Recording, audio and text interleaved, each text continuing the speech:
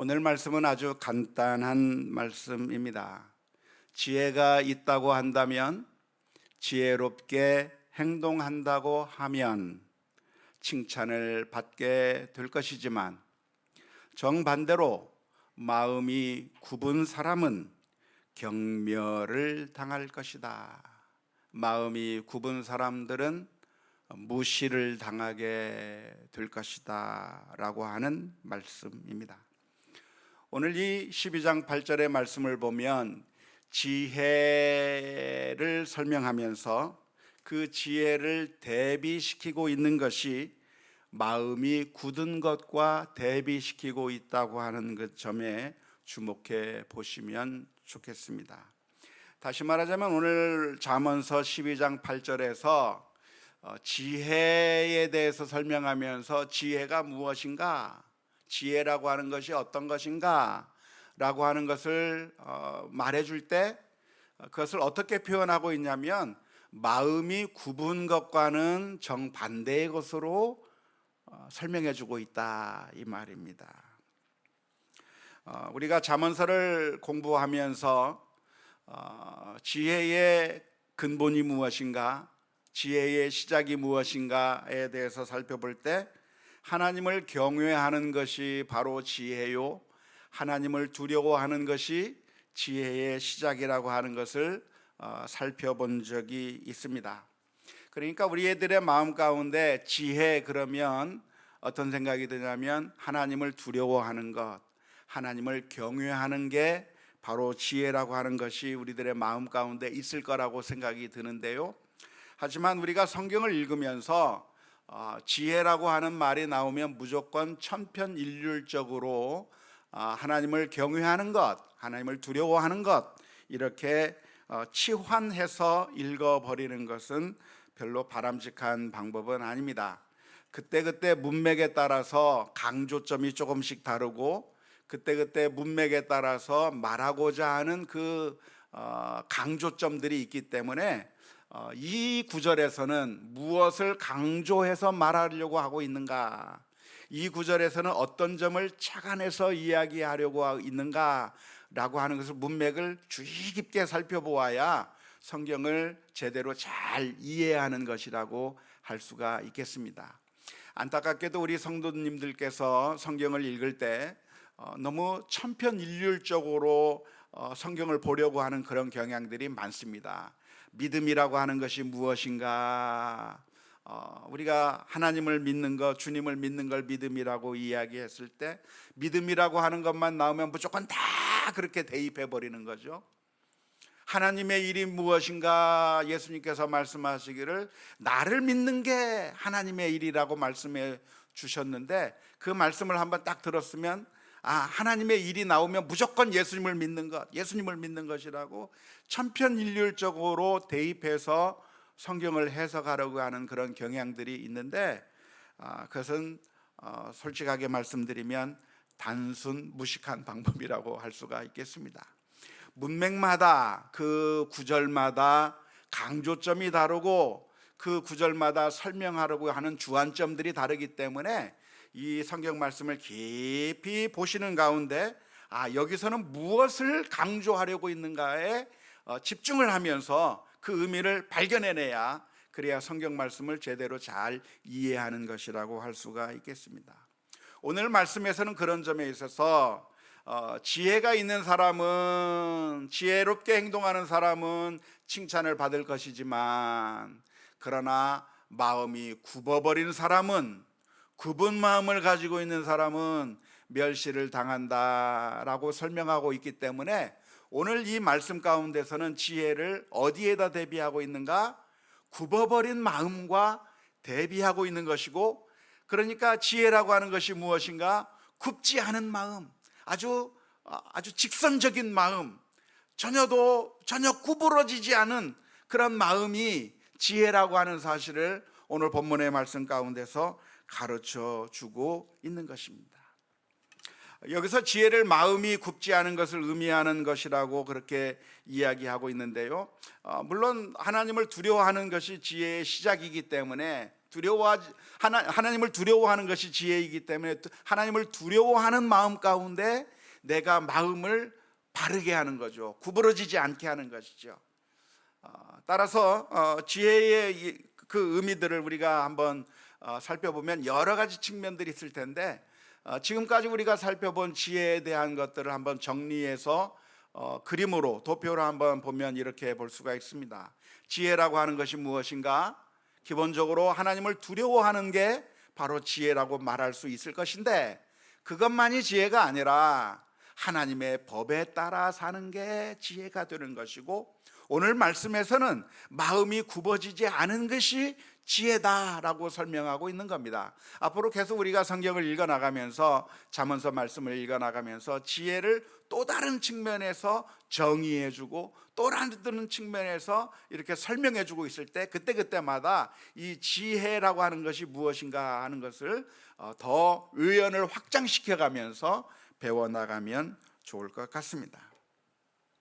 아무튼 오늘 본문의 말씀 가운데선 지혜가 무엇인가? 마음이 굽지 않은 게 그게 지혜라고 설명하고 있는 겁니다. 그러면 마음이 굽는다, 굽어버린 마음, 이건 도대체 어떻게 이해하면 좋을까요? 물건이라고 하면 그 물건을 구부러뜨릴 수 있겠지만, 마음이라고 하는 것은 어떻게 하면 구부러지는 겁니까? 마음은 추상적인 것인데, 어떤 물질적인 것이 아니라 추상적인 것이 마음인데, 그 마음이 구부러지는 것은 도대체 무엇을 의미하는 것일까요? 그것을 이해하기 위해서는 성경 전체를 통해서 마음이 굽은 것을 어떻게 설명하고 있는가를 우리가 살펴보면 좋을 것 같습니다. 예를 들어서 잠언서 8장 8절 말씀에서는 이렇게 표현합니다. 내 입의 말은 다 의로운즉 그 가운데 굽은 것과 패역한 것이 없나니 라고 하는 말씀이 있습니다.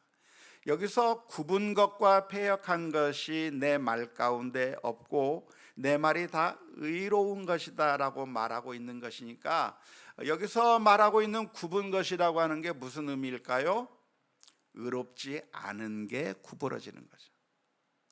우리들의 마음 가운데 의로움이 있다고 한다면, 우리가 의로운 것을 말하고 의로운 것을 생각하고 의로운 것을 행동하게 된다면, 바른 길로 행동한다면 그것은 굽지 않은 마음이라고 말할 수 있겠지만, 그러나 우리가 행동을 의롭지 않은 일을 한다고 하면, 나쁜 일을 한다고 하면, 옳지 않은 일을 하게 된다고 하면 그 마음이 굽은 것이라고 볼 수가 있는 것이죠.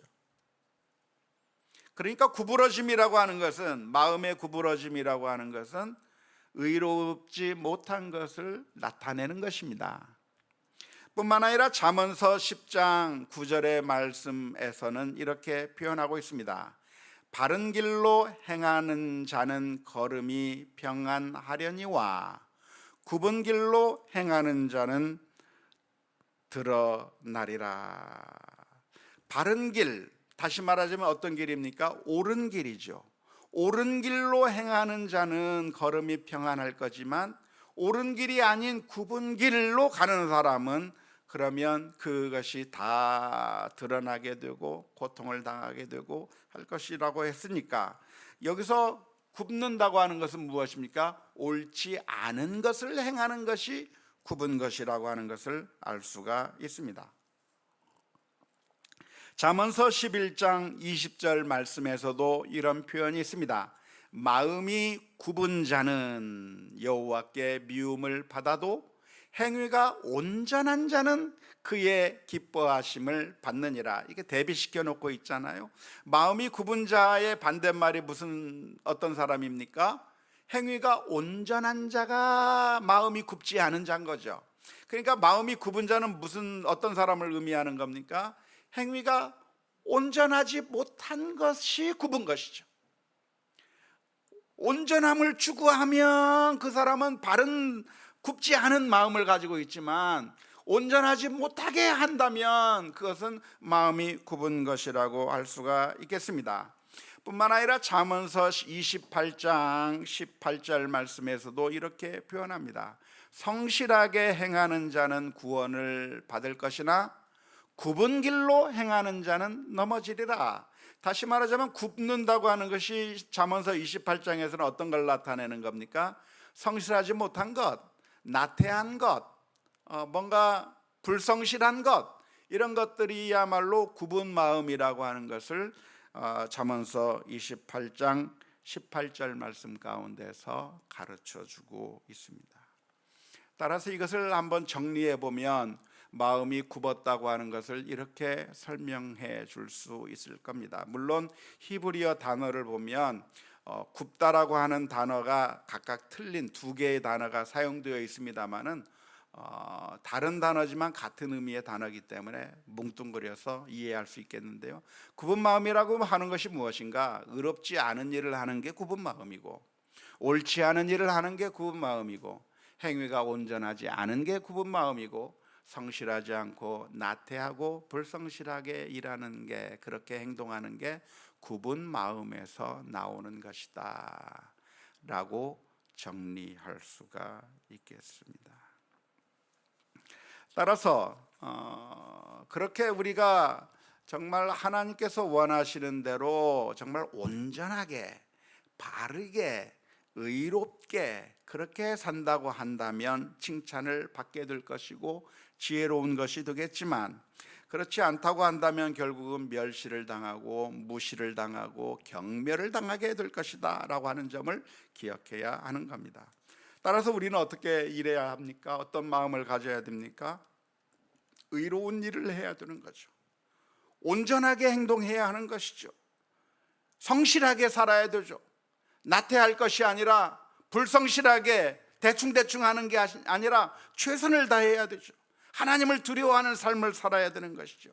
그렇게 사는 것이 지혜로운 삶이고, 그렇게 지혜롭게 산다고 한다면 결국 칭찬을 받는다, 인정을 받는다 하는 것이지만, 그렇지 못하다고 한다면 의로운 길이 아니라 나쁜 길로 간다면, 성실하지 않고 나태하게 살아간다면, 불성실하게 살아간다면, 온전하게 다 채우는 것이 아니라 온전치 못하게 부족하게 행동한다고 하면 그것은 마음이 굽어진 것과 같은 것이고, 그렇게 되면 결국 경멸을 당하게 될 것이고 무시를 당하게 될 거라고 하는 사실을 기억하면서, 오늘 저와 여러분들 모두, 우리 모든 성도들이 지혜롭게, 의롭게, 굽지 않은 마음으로 살아가는 우리 모두가 다 될 수 있기를 주님의 이름으로 축원합니다.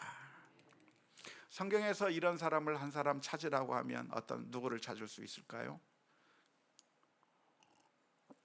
저는 요셉을 꼽을 수 있을 것 같습니다. 요셉은 형들에게 죽임을 당할 뻔한 그러한 아주 위험한 상황을 당했을 뿐만 아니라 정말 억울하게도 종으로 팔려가게 됐습니다. 그래서 전혀 알지도 못하는 곳 애굽이라고 하는 나라에 가서 거기 보디발 장군의 노예로서 살아가게 되었던 것입니다. 여러분들이 만일 노예로 끌려가게 돼서, 그래서 내가 원하지도 않는 그런 노예로서의 삶을 살게 되기 시작했다고 한다면, 그러면 여러분들은 어떤 마음이 들겠습니까? 아마 너무나도 괴로울 거 아닌가요? 너무나도 슬플 거 아닌가요? 너무나도 절망적이고 너무나도 좌절될 만한 일이라고 생각이 됩니다. 그런데 놀라운 것은 이 요셉이라고 하는 사람은 그런 황당한 상황 가운데서 신세 한탄을 하며 괴로워한 것이 아니라 거기서 성실하게 일을 하였습니다. 한탄하면서 그렇게 고통 가운데 살아간 것이 아니라 보디발 장군의 집 가운데서 적당히 혼나지 않을 정도로 대충 피하면서 삶을 살았던 것이 아니고, 남의 눈을 속여가면서 그냥 피할 궁리만을 하면서 살았던 것이 아니고, 보디발 장군에 의해서 혼나지 않을 정도로만 겨우겨우 마지못해서 억지로 정말 죽지 않기 위한 방법으로, 그냥 입에 풀칠하기 위한 방법으로 그 보디발 장군의 집에서 살아간 것이 아니라 거기서 지혜롭게 행동한 거예요. 마음이 굳게 행동한 것이 아니라 하나님의 말씀에 따라 행동하는 거예요. 성실하게 일하고 최선을 다해서 일하고 하나님께서 원하시는 대로. 지금 내가 노예로 팔려오게 되었지만 그 집안에서 정말 최선을 다해서 일을 하게 될 때 하나님께서 그 요셉과 함께 하셨다고 하는 것입니다. 그게 지혜로운 것이었습니까? 어리석은 것이었습니까? 예? 지혜로운 것이죠. 지혜로운 것이었는데 지혜롭다고 판명이 된 것이 아니라 억울하게 감옥에 던져지게 됐습니다. 그 모습을 보면서 주변의 사람들이 얼마나 손가락질을 했겠습니까? 잘난 척하더니 감옥에 끌려갔다라고 비난하고 조롱했을지도 모릅니다. 그래서 어리석은 것처럼 보였고 너무나도 힘들었을 겁니다. 하지만 요셉은 그 감옥에 가서도 내가 왜 이런 억울한 일을 당해야 하느냐고 신세를 한탄하지 않았습니다. 거기서 절망하지 않았습니다. 거기서 고통스럽게 그냥 죽지 않기 위해서 겨우겨우 살아가지 않았습니다. 오히려 그 감옥 내에서도 자기가 할 일을 찾아서 했고 최선을 다해서 일했고 신실하게 일했고 성실하게 일을 했고 의로운 길을 갖고 하나님께서 원하시는 삶을 살게 되었을 때 그것이 어리석은 것이 아니라 지혜로운 것이었고 결국 그 요셉이 애굽 왕에게 발탁되어 애굽 왕의 총리가 되는 그런 높은 위치에까지 올라가게 된 줄로 믿습니다. 성경의 권면이 무엇입니까? 골로새서 3장 22절부터 25절의 말씀에 이렇게 기록합니다. 종들아 모든 일에 육신의 상전들에게 순종하되 사람을 기쁘게 하는 자와 같이 눈가림만 하지 말고 오직 주를 두려워하여 성실한 마음으로 하라.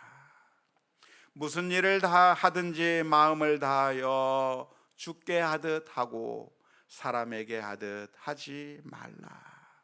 이는 기업의 상을 주께 받을 줄 아나니 너희는 주 그리스도를 섬기느니라.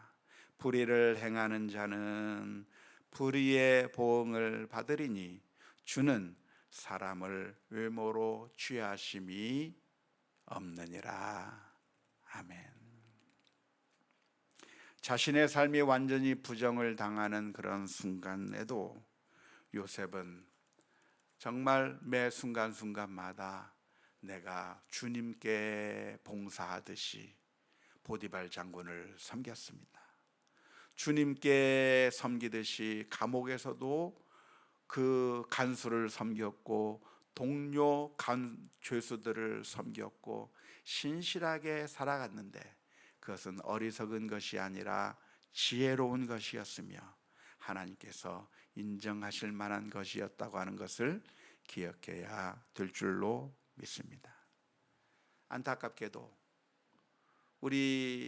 우리나라는 군대 문화가 너무나도 강하게 자리 잡고 있어서 심지어 우리 크리스천들의 마음 가운데도 군대식 사고방식에 따라서 움직이는 경우가 얼마나 많은지 모릅니다.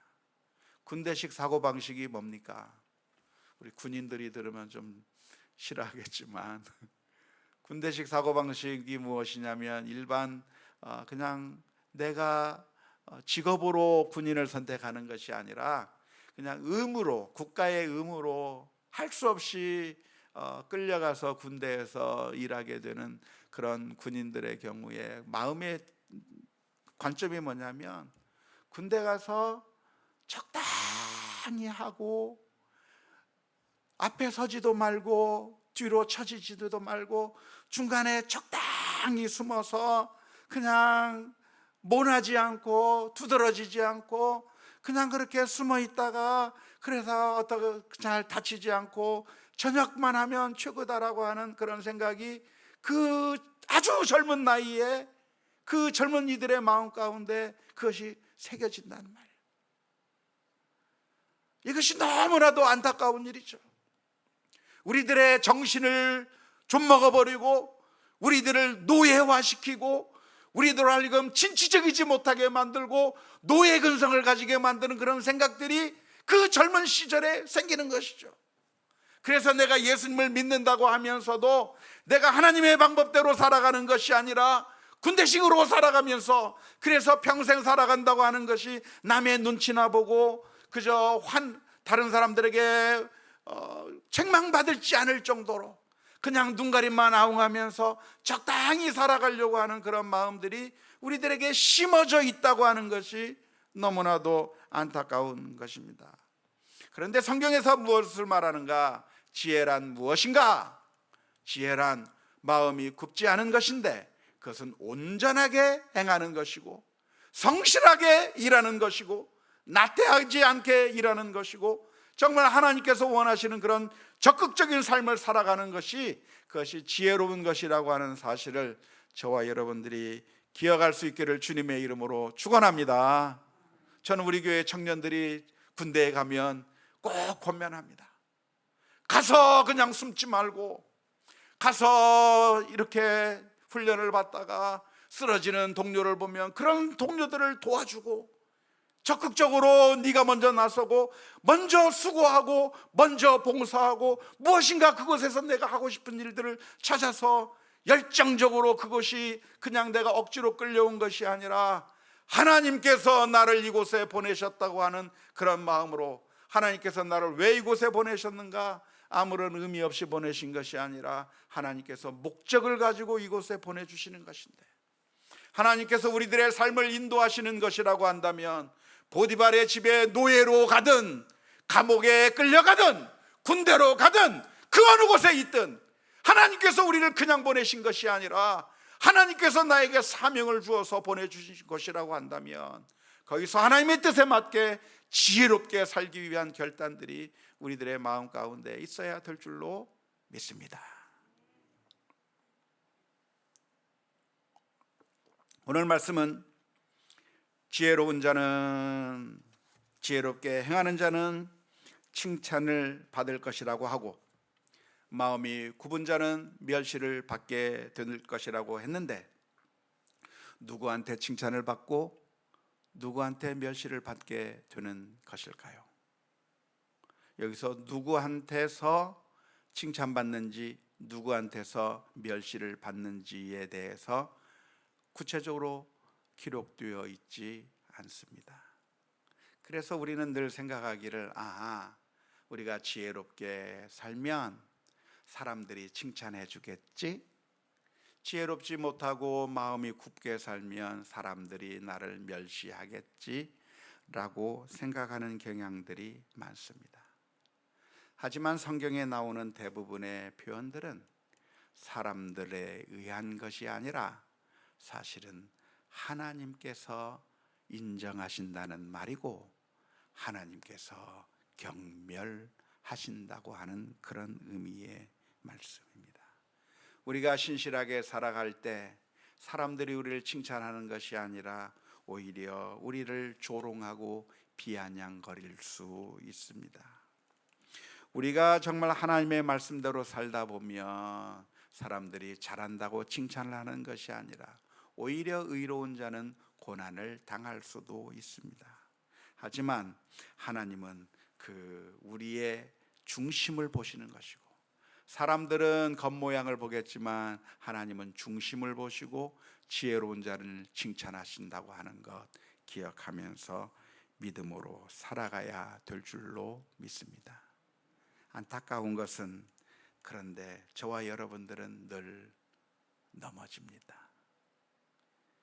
지혜롭게 살고 싶으나 지혜롭게 살지 못하고 정말 마음이 굽지 않게 살고 싶으나 늘 실수하고 넘어질 수밖에 없는 게 저와 여러분들의 모습입니다.